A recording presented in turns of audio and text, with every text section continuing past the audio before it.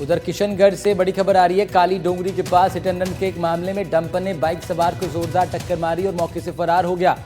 हादसे के बाद इलाके में हड़कंप मच गया। हाईवे पर करीब 1 किलोमीटर लंबा जाम लग गया। गांधीनगर थाना पुलिस बल मौके पर तैनात है। फरार डंपर चालक की तलाश हो रही है। युवक की आपको बता दें, इस घटना में मौके पर ही मृत्यु हो गई थी।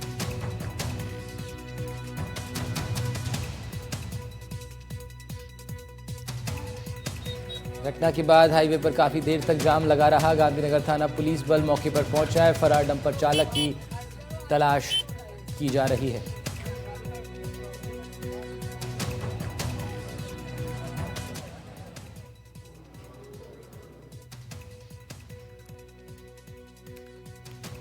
उधर जोधपुर में कार चालक ने मासूम को कुचल दिया। सड़क किनारे ये मासूम खेल रहा था।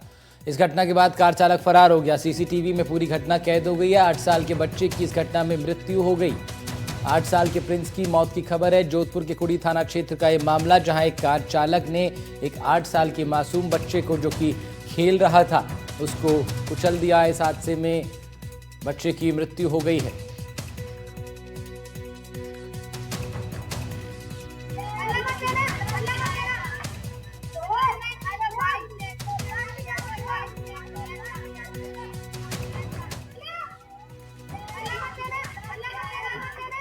दो तस्वीरें आपको दिखा रहे हैं। एक तरफ कार चालक, देखिए सीसीटीवी में एक घटना कैद हो गई है और सीसीटीवी में एक घटना हमें दिखाई देता है कि इस तरह ये गाड़ी वहां से गुजर रही है मोड़ लेती हुई, और उसी बीच सामने एक बच्चा आ जाता है, जिसकी वजह से ये हादसा हुआ।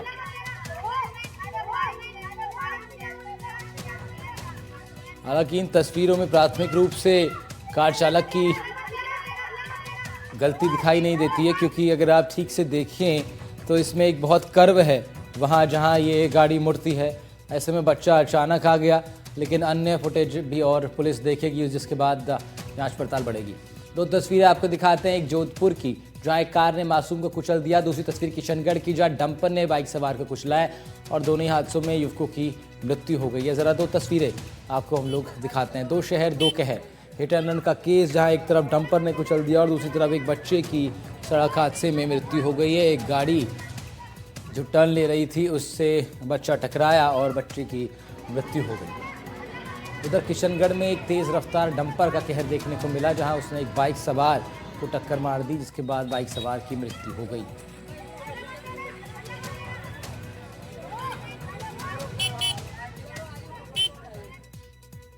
सिरोही के पिंडवाड़ा थाना क्षेत्र के खिलाफली में सनसनीखेज मामला सामने आया। 4 अज्ञात बदमाशों ने भेड़ बकरियां चोरी करने का प्रयास किया है।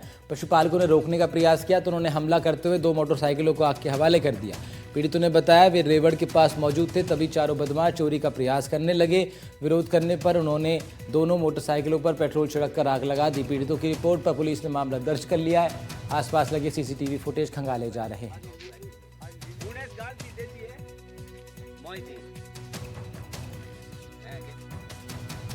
बीकानेर में एशिया की सबसे बड़ी मूंगफली मंडी है। जिले भर के किसान मंडी में मूंगफली बेचने आते हैं। प्रतिदिन 1 लाख से ज़्यादा बोरी की मूंगफली की आवक है। किसानों को सही मूल्य मिले, इसके लिए सरकार ने एमएसपी भी तय कर रखी है। तुलाई के लिए केंद्र बनाए हैं। सरकार द्वारा भी एमएसपी के तहत केंद्र शुरू नहीं हुए हैं हालांकि, जिसके चलते लेकिन किसानों को कम दाम में ही फसल बेचनी पड़ रही है। इस बीच गुजरात के व्यापारियों ने बीकानेर मंडी में एंट्री कर ली है। प्रतिदिन करीब 30 से 40 हज़ार बोरी की खरीद कर रहे हैं। व्यापारियों का कहना है बीकानेर देश की प्रमुख मूंगफली बेल्ट में से एक है। यहाँ का दाना, आकार, तेल प्रतिशत और नमी अनुपात के कारण एक्सपोर्ट क्वालिटी मानकों पर खरी उतरती है। किसान पूर्ण रूप से त्रस्त है। सरकार की जो गलत नीति है, सरकार ने बीकानेर जिले के अंदर मूंगफली खरीद के 36 केंद्र तो स्वीकृत किए हैं, लेकिन एक भी खरीद समर्थन मूल्य पर खरीद केंद्र अभी तक शुरू नहीं हुआ है, जिसके कारण गांव का किसान है वो बुरी तरीके से अपने आप को पीड़ित और ठगा हुआ महसूस कर रहा है। सरकार की योजना है कि समर्थन मूल्य पर मूंगफली खरीद शुरू की जाए, लेकिन प्रशासनिक लापरवाही के कारण, प्रशासनिक ढुलमुलता के कारण आज दिन तक किसान अपनी मूंगफली औने पौने भाव के अंदर बेचने के लिए मजबूर है।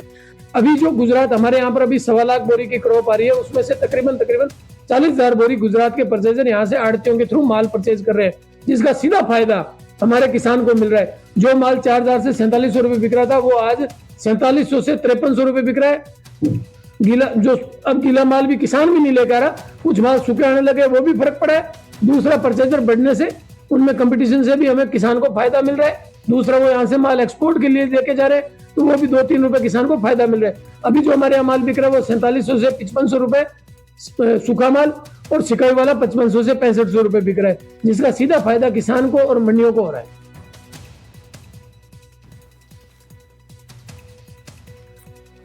उधर कोटा में सरदार वल्लभ भाई पटेल की 150वीं जयंती के मौके पर जिला स्तरीय पदयात्रा आयोजित हुई। यूनिटी मार्च के तहत भारतीय जनता पार्टी ने शहर जिला कोटा द्वारा पदयात्रा शहीद स्मारक घंटाघर चौराहा से शुरू होकर पुणे शहीद स्मारक तक पहुंची। यूनिटी मार्च में एक भारत आत्मनिर्भर भारत के लिए सभी व्यापारियों, सामाजिक और धार्मिक संस्थाओं सहित शहरवासी इस पदयात्रा में शामिल हुए हैं। यूनिटी मार्च में विधायक संदीप शर्मा के साथ अन्य लोगों का भी रहना हुआ। सत्कार करें, हार्दिक अभिनंदन करें श्रीमान संदीप।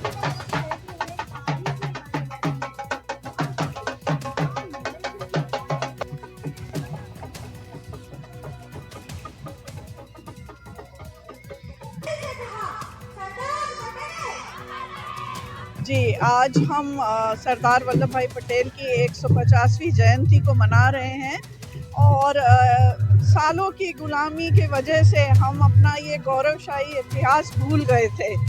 या मैं कहूँ कि देखिए, इतिहास आप बदल तो नहीं सकते, पर एक अलग तरीके का जो पाठ पढ़ाया जा रहा था, वहाँ हमारे ऐसे महान पुरुषों को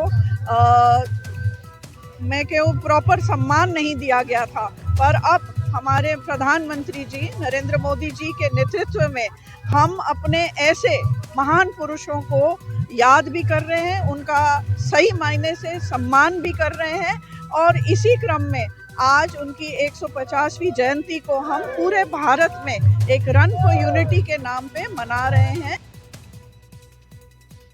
इसी के साथ फिलहाल यहाँ रुक रहे हैं एक छोटे से ब्रेक के लिए, जल्द वापस आ रहे हैं।